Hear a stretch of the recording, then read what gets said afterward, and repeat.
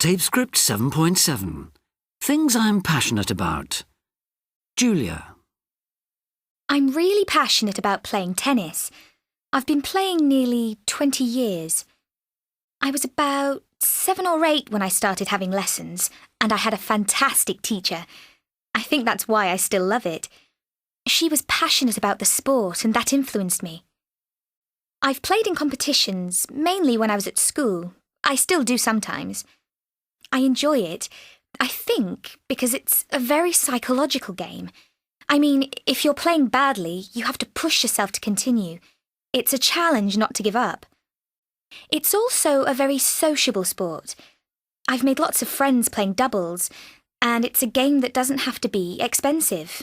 Anyone can play. All you need is a tennis racket. You don't need expensive clothing or equipment like you do for skiing, and it's a fantastic way to keep fit all year round. There's only about 3 months that you can't play. When I lived in Australia, I played every week of the year.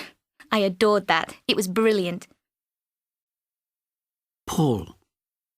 My passion at the moment is horse riding.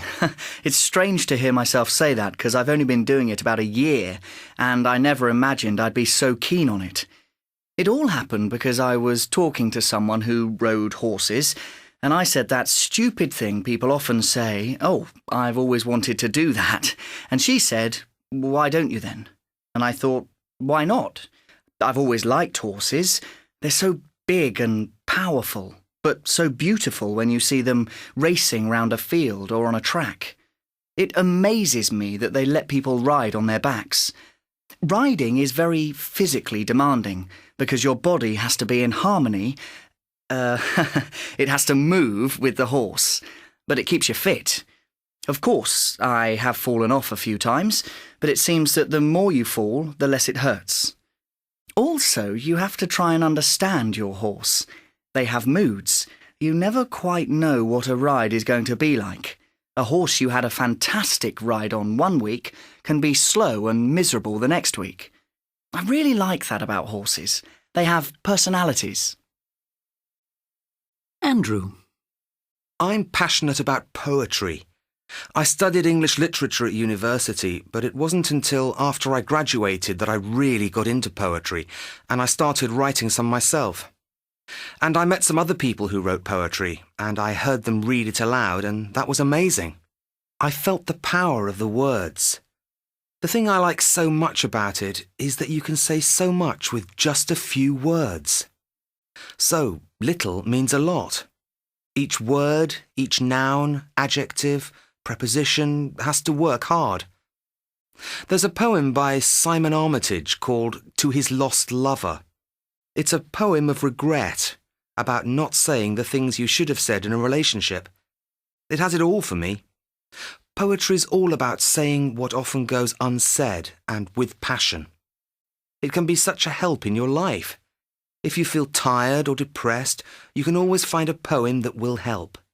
It can be short or long. It doesn't matter. James. The thing I'm passionate about, and this may surprise many people, is British weather. I know lots of people can't stand our weather. They complain about it all the time, but I love it. You see, when I was a child, my family lived in California for 5 years, and we had about 365 days of sunshine every year. It was so boring. I was 10 when we came back to England, and I just loved all the changes in the weather. Here you really appreciate the sunshine, and you notice the seasons. For me, one of nature's miracles is after a long, hot, sunny day, there's a thunderstorm or a downpour of rain, and you go out in the garden and you can smell the freshness in the air. The world has been washed clean and bright. It's magic. And you know, it's a myth that it rains all the time. It doesn't. Anyway, it's the rain that gives us our green fields. You know that joke, if you don't like English weather, wait 10 minutes. That's why it's interesting. Harriet. Something I feel really passionately about is fox hunting. My grandmother, mother and uncles have always been keen on hunting, and I started when I was about 6. We hunt up in the Welsh mountains. We go out from about 11 a.m. and we don't get back till after dark. And the thing I love best about it is that you are away from everything and everyone, up in the hills, and you work together with horses and dogs. And if you're following a clever fox, you can see him working out how to lose the dogs.